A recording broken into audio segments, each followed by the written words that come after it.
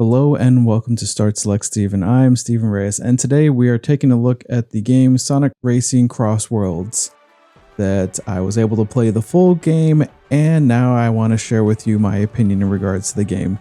So first we're going to start with what the game is about.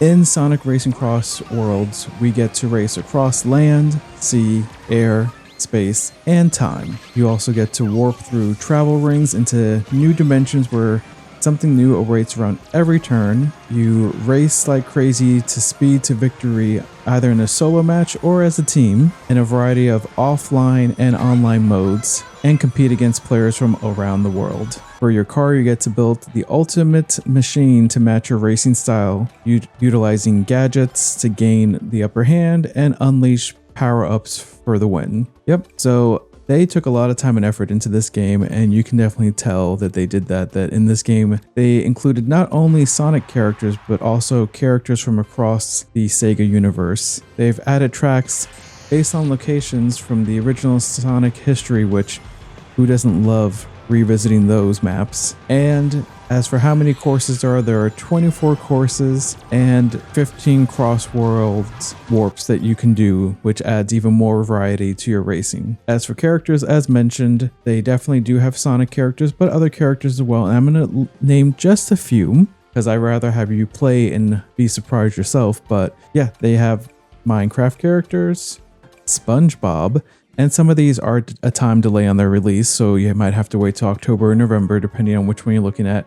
And I will leave the rest for you to find out. That the deluxe edition has the season pass, so that's what you want to definitely utilize. And if you're going to play this game, I would definitely get the deluxe edition, that you want to have all the bells and whistles. As for their key features, as mentioned, they have their travel rings mechanism, which will allow you to warp into different racing tracks. So you're not just doing the same track 3 laps in a row, that it actually mixes it up with these travel rings, which is awesome because the person in first gets to pick whether they select a specific warp destination or select random for a nice surprise. With the customization, their gadgets are amazing, especially the license plate that allows you to customize for your racing style. So if you want to have an enhancement on certain maneuvers or power up your bump or your spin, or even my personal favorite, setting it so you can carry 3 items instead of 2, you can really customize for your racing style, which will really enhance the gameplay rather than just random. Now, don't get me wrong, the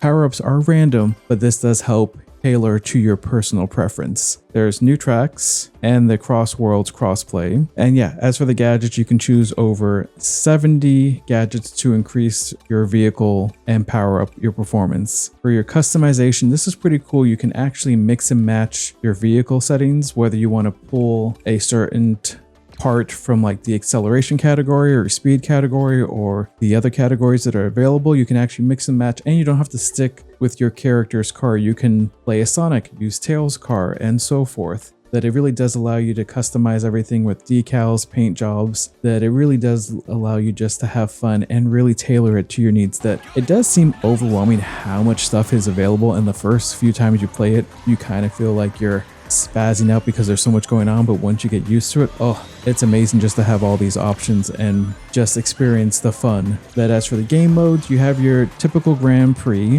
which allows you to compete for first place in one of 7 cups. The race park is a nice addition because it has a new party. They have new party modes with 6 different types of matches. Some that focus on gathering rings, other ones focusing on if your team gets the most boost pads, and a variety of other things as well, as you can see. And I'm going to let you find out on your own because it's more fun that way. So it is nice to have a bit of variety. Their time attack, it's exactly what you expect. You're racing, once you've raced the track once, you're racing your own personal ghost to try to get your own personal best on your time, which is nice. That whether you like just racing or like the chaos of the battling when you're racing other players, it's just nice to have that feature. You can play online, and that's the nice thing is this game you can play online or in person for an online couch co-op. And it is cool when you play online because you can play up against 11 other players. So it could literally be 11 other people across the world and across different platforms. That unlike Mario Kart that's restricted to Nintendo, this game is coming out